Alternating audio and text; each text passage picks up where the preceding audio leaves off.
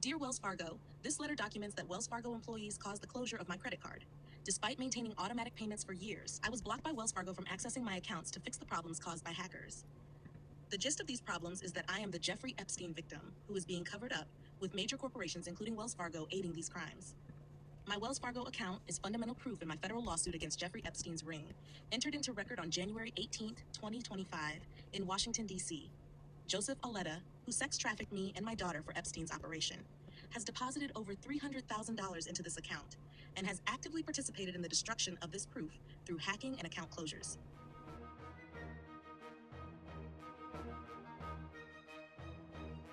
In approximately May 2024, my computers were hacked at an Airbnb where Auletta forced me to stay.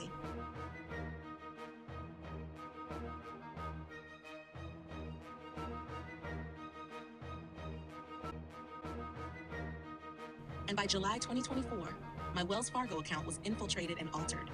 Money was moved between my debit and credit accounts, making cash inaccessible.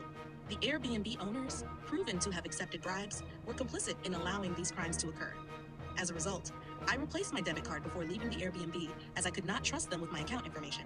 However, when I received the new card, Wells Fargo refused to activate it. I spent over 2 weeks on the phone with Wells Fargo, but was given the runaround until I was forced to leave the Airbnb. And what can we do for you here tonight? Having a lot of problems with the bank right now and the representatives giving me bad information and doing things that I have explicitly told them not to do that put my life in danger. So I'm calling back once again. This is now going on the 5th hour today of being on phone calls with representatives. And I just need to find out if I have a card sent to me to the address that is now listed on the mailing information that is temporary. It's only a temporary situation where I'm being held against my will and cannot leave in any reasonable, safe manner, where I need to have that debit card so that it helps protect me just a little bit more than leaving without it.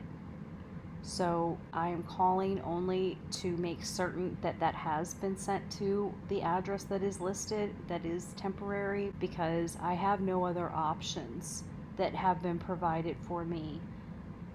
And the card got sent to my P.O. box in Virginia, which is really far away from where I'm at right now. And I cannot get to it. So money, without me doing it, has been transferred from my checking account to my credit card, and that prevents me from getting cash out.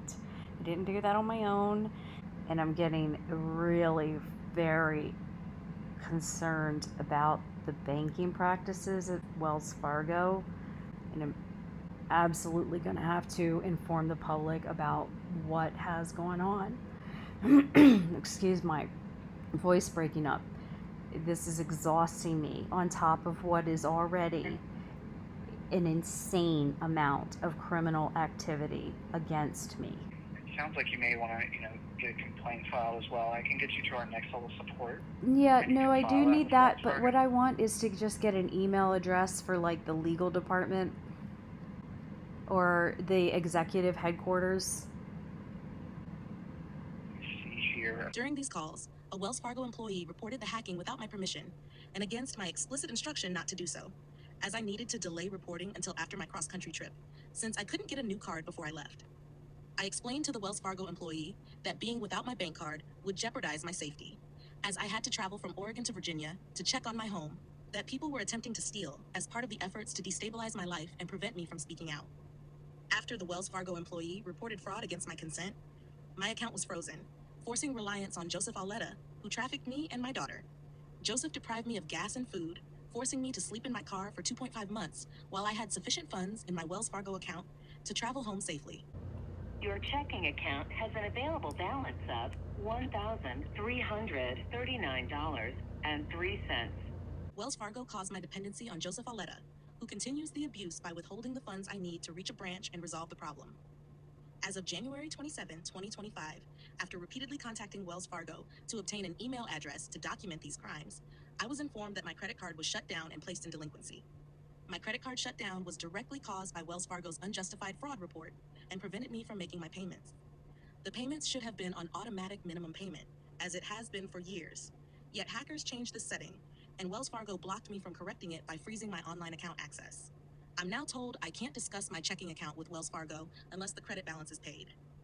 The shutdown of my credit account was entirely caused by Wells Fargo. I would have access to my account if were not for the actions of Wells Fargo employees who acted without my consent and against my explicit instructions. Wells Fargo caused this shutdown by reporting fraud that I had explicitly stated I would resolve after my travel across the country.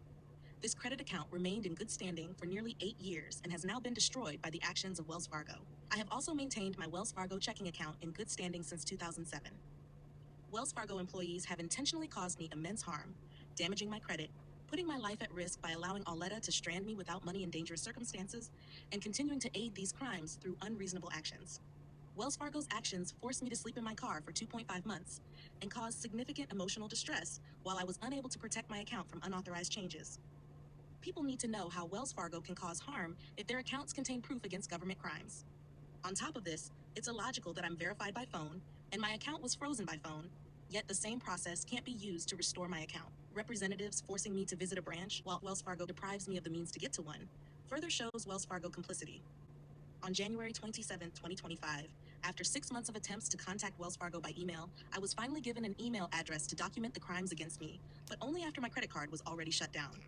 Since being locked out of my accounts, I have contacted Wells Fargo at every opportunity amidst other extreme and serious crimes, sending numerous emails in hopes someone would forward my messages to the executive level. I have tweeted to Wells Fargo and made numerous calls to obtain an email address, each time being denied. Despite trying to resolve this single problem since July 2024, Wells Fargo representatives have proven to worsen the situation. No one causes the shutdown of their sole 18-year-old active bank account after filing a federal lawsuit for being trafficked to Jeffrey Epstein when that account contains primary proof in their case. While the infiltration of my account was not caused by Wells Fargo, their subsequent aid in these crimes shows their unequivocal complicity. These actions have led to tremendous ongoing harm, significantly exacerbating my suffering and prolonging the damage done to my life. I demand that Wells Fargo correct the problems it created, restore full access to my account, and return my credit account to its rightful standing. These are not mere account errors. They are direct actions that have intentionally caused harm to me. Respectfully, Jessica Lee Collins. Main menu. Which of these would you like? Account activity, account balance, overdraft protection, transfer funds, or other services?